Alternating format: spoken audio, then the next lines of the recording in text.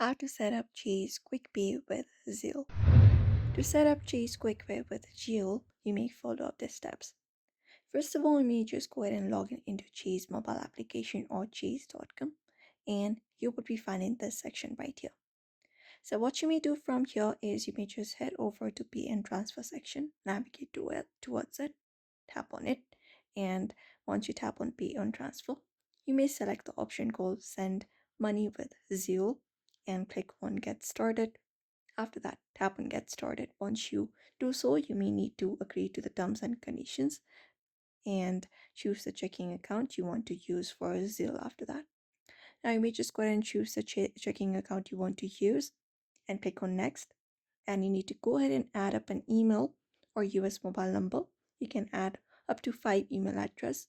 So you can just go ahead and start with the process of verifying your email address or your mobile number.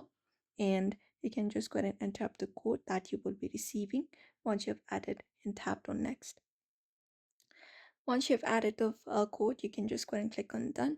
And then you can just go ahead and send, receive, and request money with Zelle after that.